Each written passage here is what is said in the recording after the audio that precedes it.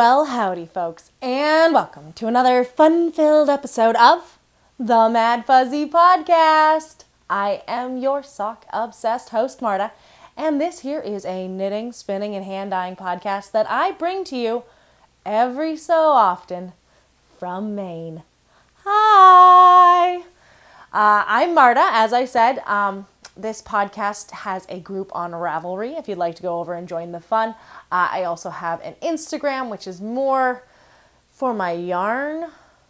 I have a yarn company, Maddfuzzy Yarns, and that is a 100% milled, raised, dyed, whole shabam. That yarn comes 100% from Maine, and I do everything pretty much except for the milling myself.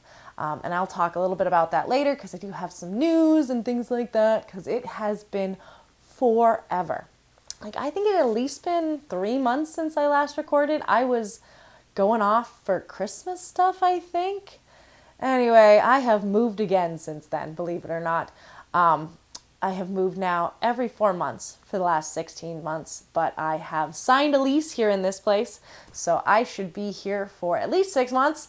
Maybe longer, because I am really, really sick of moving. Really sick of moving. But I am glad to be in this place now that, everything's quarantined. I can literally just make a huge mess, because I live alone now. It's great. No more roommates, no nothing. I live alone, and so I can pretty much make a huge mess and then do what I want in it. It's great. So I've gotten a lot of knitting done. I've got a lot of dyeing done. I'm basically just kind of set up my apartment to be Maddfuzzy HQ, and I'll let it roll with that. If you are new, there's going to be some things we're going to talk about that are way, way old. And I'm just going to try to start fresh here, since I'm going to try to make this more regular. I'm going to try to, be here more often, do more regular updates. I know I've said this before.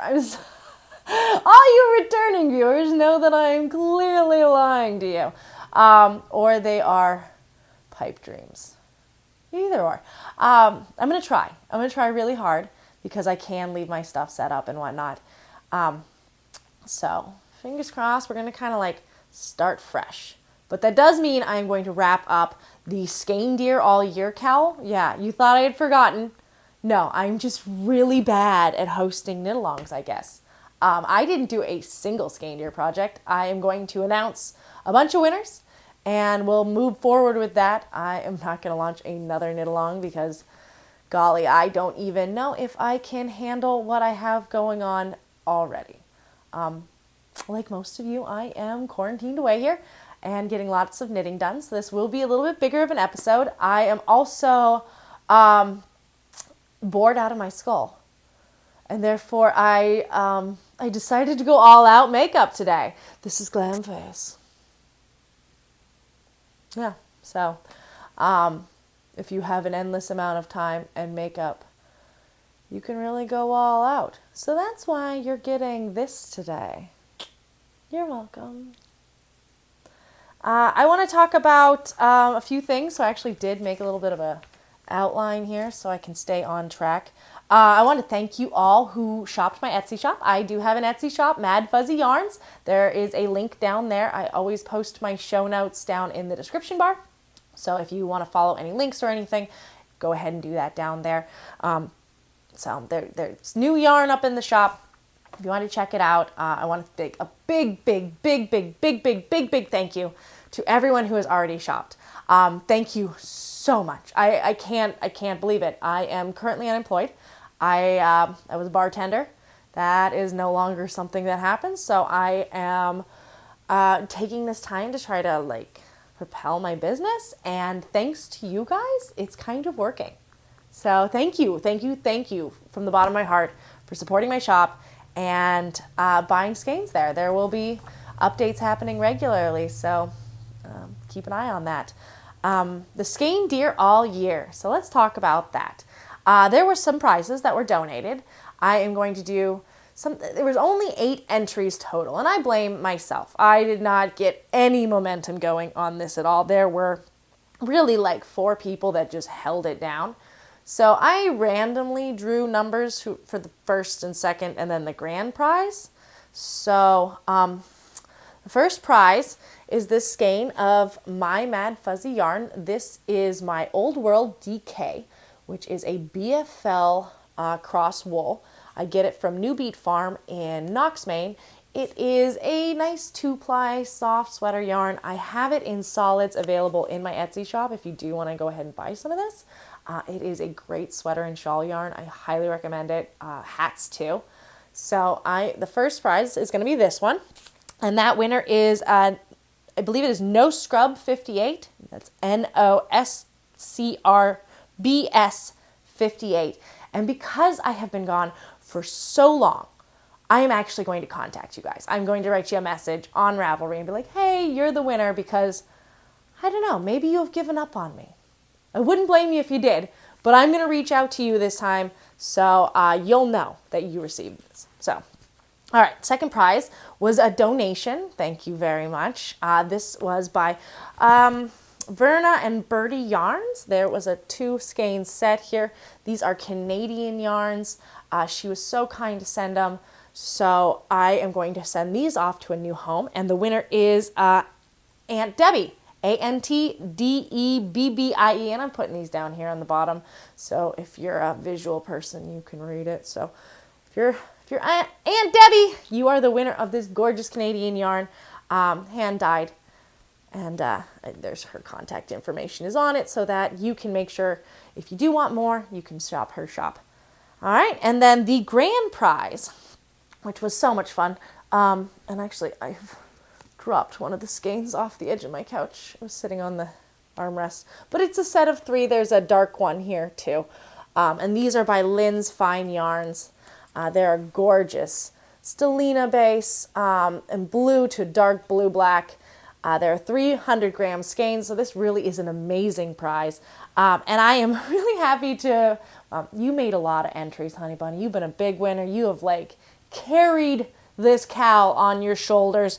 Bork P, round of applause for you. You are the grand prize winner. You knit the most Skeindeer items of anyone. Hands down, you appeared more times in that thread than anyone. You deserve this. I did randomly draw it, but you had so many entries. It kind of... So, you are big, fat, grand prize winner.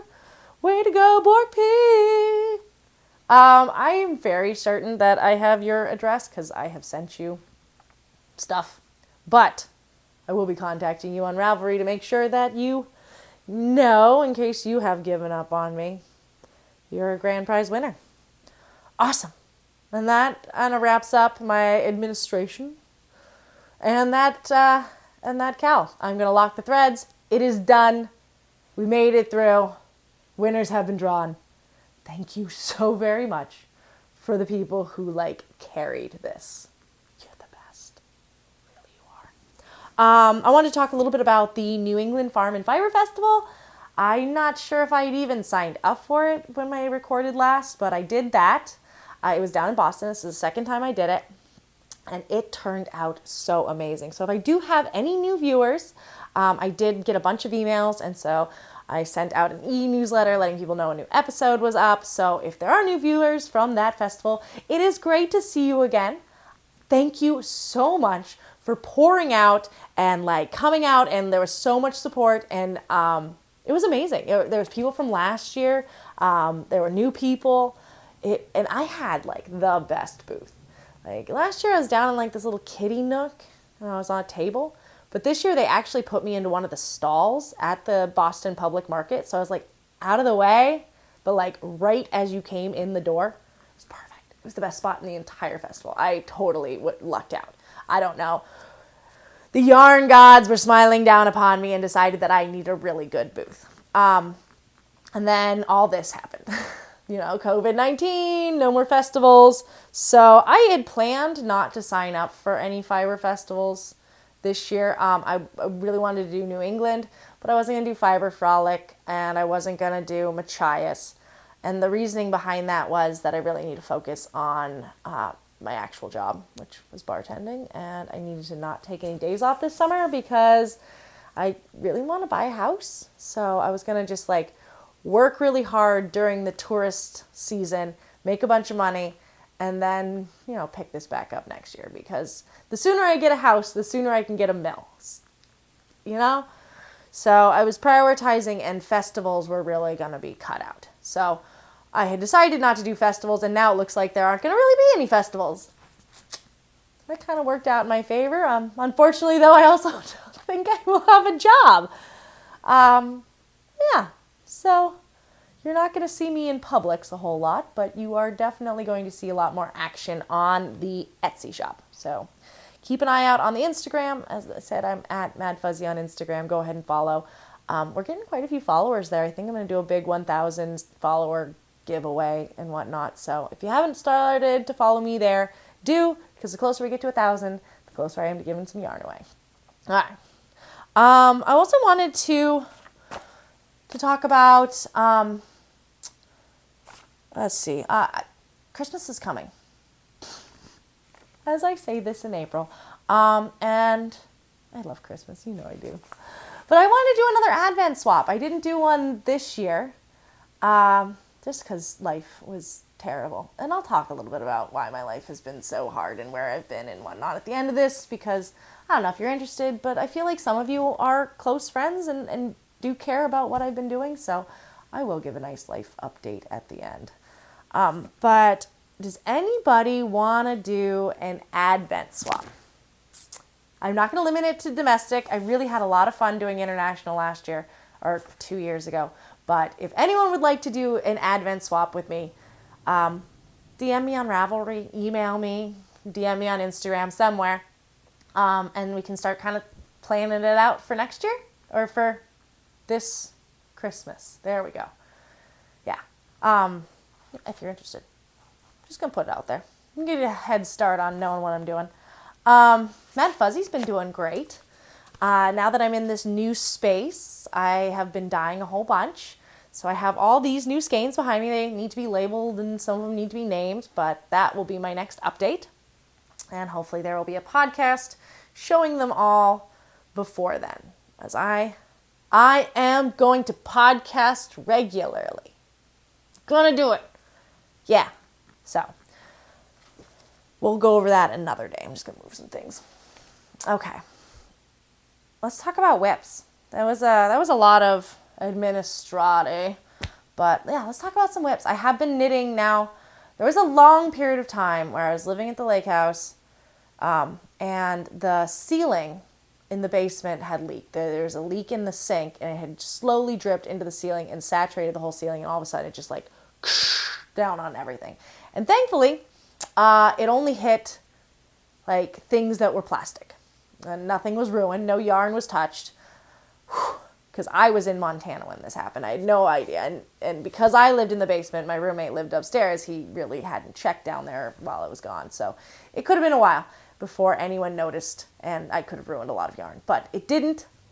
What it did do was make me move that setup and pull everything off of one side of the basement and kind of push everything to the side so that he could redo the ceiling. And he never really did. It just kind of all stayed there.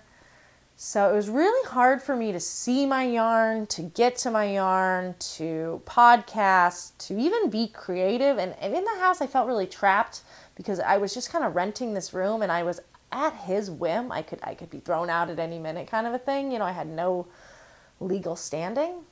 And so I didn't feel creative and I didn't want to be home. And so I wasn't knitting. I was out all the time. I would be gone for days at a time at friends' houses, and I was seeing a guy, so I was staying at his house. And so I didn't do a lot of knitting.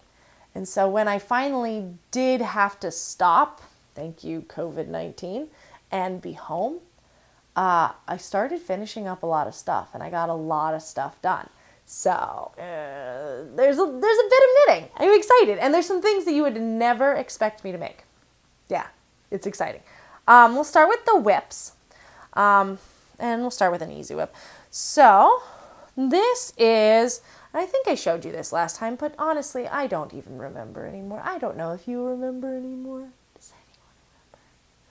So my first whip is this sock. It's a Opal commercial sock yarn.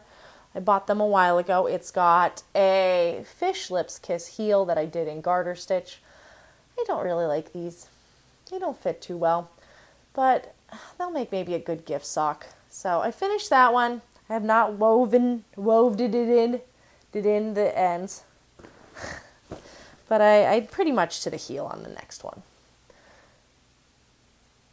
And it's a fun sock, don't get me wrong. It's been a lot of fun to knit. I just kind of have put it on hold. I don't know why. Oh, I do know why, because I've been knitting larger things. Your sock-obsessed host has been slightly less sock-obsessed. Another sock I have been working on is also, oh no, let me pull out the needle here and lose all of my stitches. This is fun. Oh, gosh. This is the worst. There we go. Yeah, because it's just at the Kitchener. Because for some reason, I've not touched it. But this is a very simple heel flap and gusset. It's, again, an opal yarn. This one is much thicker yarn than this one. I like the quality of this yarn much more than this one. And I don't have the tags to be like, maybe it's because they're different, but I ordered a bunch of opal off of an Etsy shop, and they are really different, like, bases. Yeah, but I like this one a lot more than this one. So my local yarn shop is currently closed, which is unfortunate because I got some time to work on the Wanderer slippers by Andrea Mowry that I was making for my friend Ashley for Christmas. Yeah, that poor girl has still not gotten her Christmas gift. And she probably won't for a while because I have run out of yarn. I need to buy a whole nother skein of the San Monica Natural Merino, that's the white, because I'm out. And she ain't going to get slippers until that yarn store opens back up again. I mean, I could see about ordering it online. Maybe I'll do that because I'm like maybe 2 hours from being done. I've got like one more repeat of the actual pattern for the toe, and then I'll plug in the afterthought heel. And that'll be my magical Wanderer mitts. Wanderer slippers, Wanderer mitts. Oh my gosh. They're great. I love them. They're beautiful and wonderful. And I would love to give them to her because she's one of my best friends in the entire world and has not gotten her Christmas gift yet. Oops. So hopefully I'll get those finished up when America opens back up again. But I'm not too worried.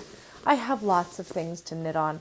I have like 6 sweater quantities just sitting in stash that I should probably deal with. You know.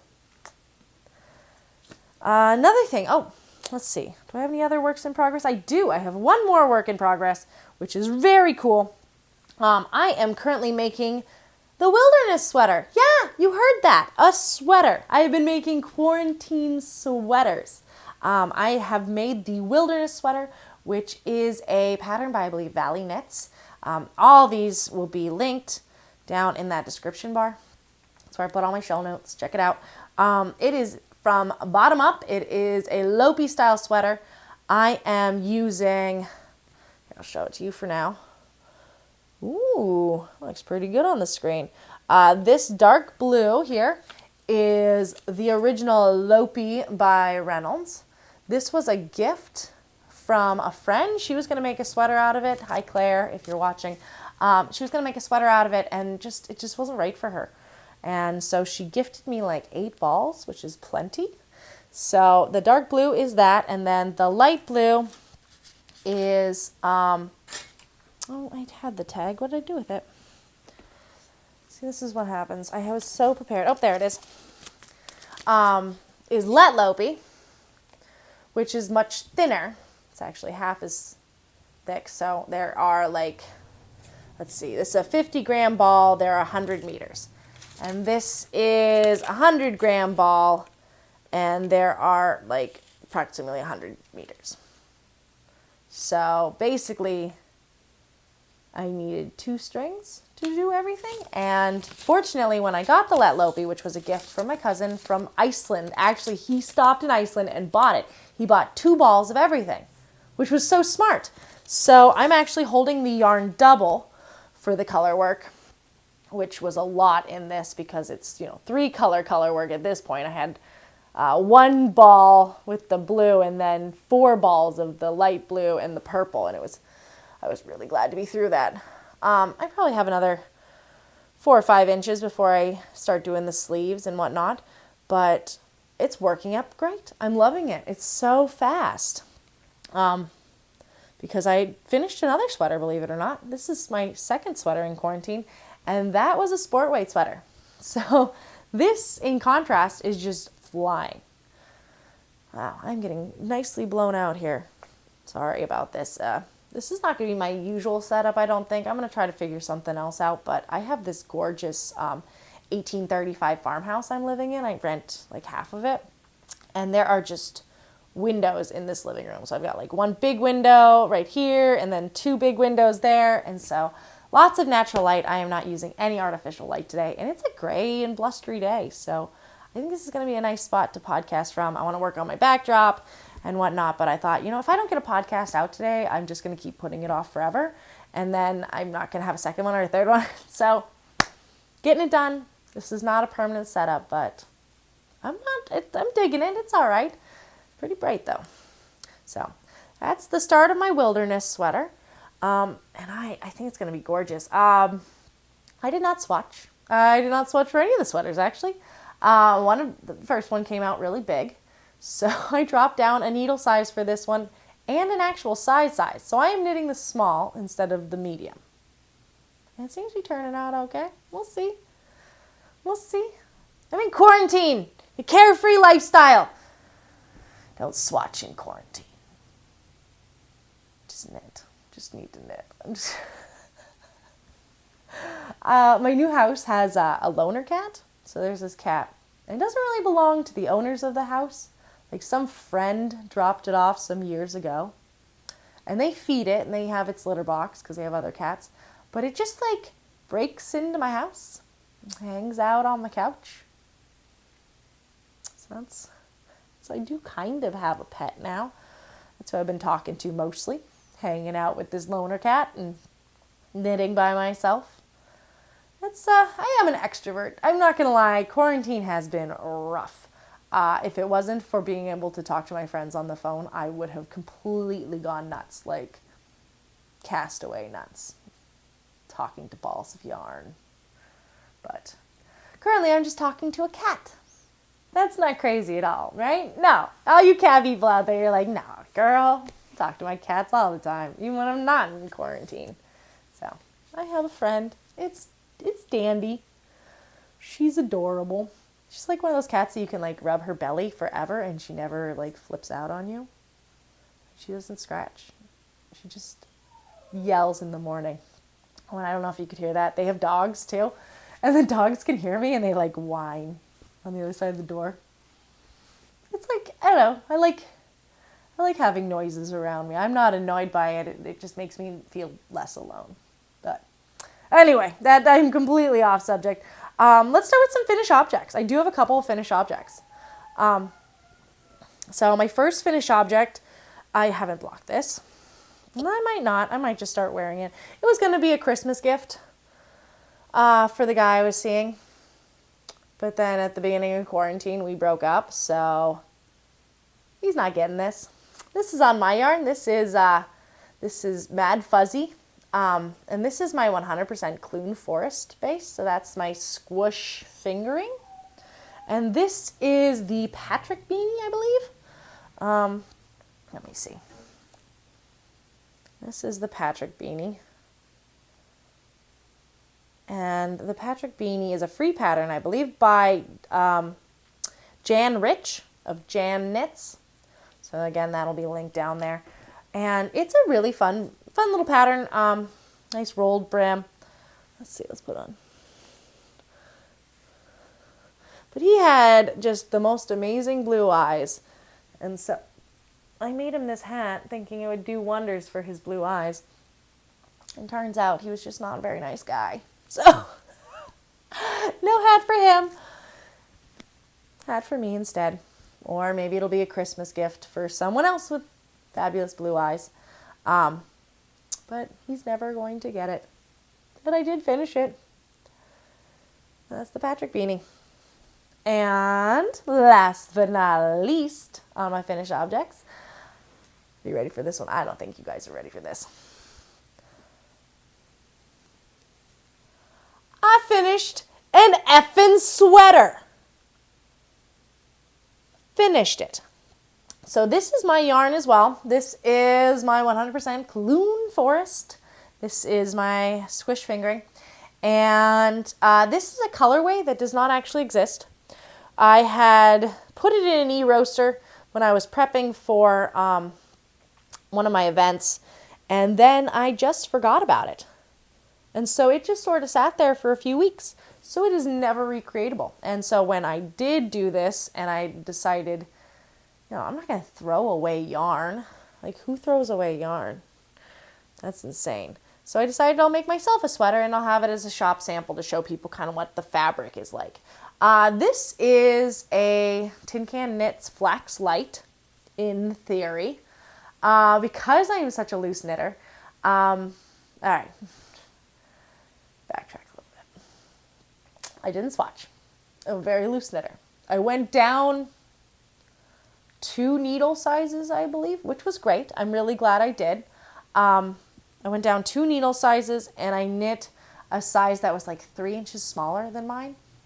And somehow I had gotten it in my mind I needed to do a certain number of increases. And when I got to that point, I went back and looked at the pattern, but I had actually done 10 more raglan increases than I needed. So I was now knitting the like XXX size, and it was huge. And I was really short on yarn to begin with. I maybe only had like 250 to 300 grams. I really didn't have enough for a whole sweater. So size was important. So I ripped that all the way back out. And I started over and did, there's like a small medium size and a medium size. I did the small medium. So I even went down another size. So I'm now down a needle size and down an actual size. And I'm still short on yarn, obviously, because I had to do short sleeves. And it's a little cropped. And it's actually still big. So I'm going to block this, so I hopefully will get a little length on it. And I'll hopefully be wearing it for the next podcast. So you can kind of see what I'm talking about as far as it being a little cropped and a little bit wide. It's kind of like the Sidonia crop as far as how it fits, which I'm not complaining about. I mean, it's going to be real cute, or it's going to be a great shop sample because it's so soft. I can't believe how soft it was. I actually put it on with nothing underneath it, like no bra, no nothing, just to try it on because I was in my pajamas or something. And it wasn't bad at all, like right on my skin. It wasn't itchy at all. So I'm really in love with this base. It's going to be a short-lived base because the woman in Palermo who owns the Clune Forest sheep, she no longer is raising them. So what I got's what I got. Stock up now. It is 2 skeins. I did 1 whole skein for the top and then alternated skeins right around in here. And then finished with the last 2 skeins. So the sleeves themselves are, like the ribbing on the sleeves are a different skein than the skein on top. So it blends pretty good, but there's like this weird middle pattern. I don't know. Maybe it's not so bad on the back. No, it is. I don't know. I'm enjoying it. I enjoyed the knit. I enjoyed making a sweater. Raglan top down. It was fun. Flax Light. My first finished sweater. Just got to block it and put it on, and I will actually have a what I am wearing section in one of my episodes. Never had one of them before. So that's what I've been up to. That's pretty much the end of the knitting content, which is pretty good. I'm right at the 30-minute mark on that. So if you are here for just knitting and you don't really want to hear about what I've been doing, thank you so much for coming. Thanks for watching. I hope you stay tuned and hit that little subscribe button down there. Give me a thumbs up. I hopefully will be having many episodes coming up. I hope this is the start of a new routine, a new pattern, a new lifestyle. So thanks again, and I will see you in the future. If you're sticking around, pull up a freaking chair. This has been this has been the hardest year of my life. I'm not going to lie. I'm not talking 2020. I'm talking like the last 12 months. So as of January of last year, I broke up with my long-term boyfriend. I do not regret that at all. We were building a house together, and it was not a good time. He had a lot of self-esteem issues, and he drank to sort of deal with those, and he had a lot of anxiety issues in which he drank to deal with those, and the drinking didn't help with his motivation, and there was a lot of tension between him and me and him and his mom because he felt like we were teaming up, and we weren't moving forward on the house. And one night he decided that I didn't really live there anymore and drunkenly threw me out. And that was the last night I was there. So I packed everything up and I was gone. And I stayed at that farm for about 4 months. And it wasn't a good living situation for me either. I like my independence, and I really felt like I was a kid in somebody's house. And she was not very open to, changing anything in her life to accommodate somebody else being there. And like, for example, she would wake up earlier than I would.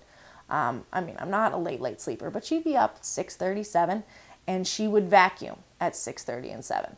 And, it's her house, it's her rules, but there was very little thought as, well, maybe I should do this at 9 when she's awake instead of immediately above her head at 7:30 in the morning.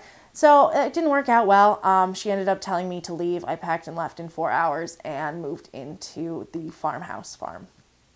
And I was there for a while, but I had quit that farm like a week before I moved in there. And so I kind of like redacted my resignation and worked there and continued to work there so I could live there. And I wasn't really happy working there, but I had to work there to live there. And thank God Carrie is such a great person and let me live there as long as she did. But, and this is great news for her. She bought a much larger cheese company and was moving all the equipment to the farm to make a new and exciting kind of cheese. So she's going to make Gouda, she was going to make Jack and cheddar, and it's very exciting. If you do want to know what's going on at Springdale Farm, they have a wonderful Instagram. Check her out at Springdale Farm. And they've taken over the State of Maine Cheese Company, but I wasn't happy there. It was burned out, and they needed to use where I was living to package cheese. So I was invited to live with my friend at his lake house, which was where I was the last time I podcast. That was a great spot. That was really like a really great spot, but he only rents the lake house for the winter because he has a fabulous house out on Islesboro, Maine.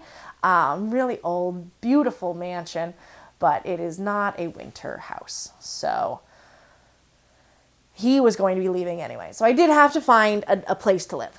And I was going to buy a house, and I picked out the house. I had all the paperwork in place, and I was going to buy it, and we were going to close March 1st, but they couldn't get a loan. The home buyers. For some reason, I think it was his job history or something.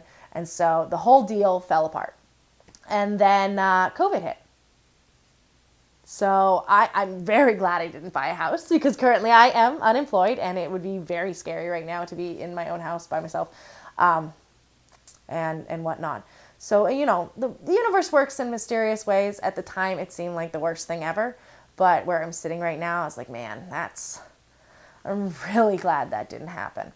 So I signed the lease here. I found this actually through the bar. There are a couple of friends and bar customers who I know through Fiber. They own sheep! Ah!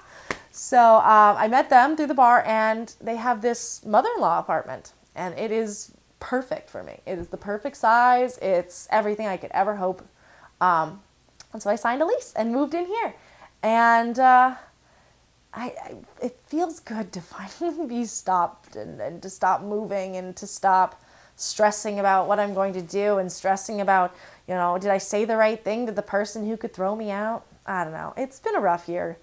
I'm glad I went through it though.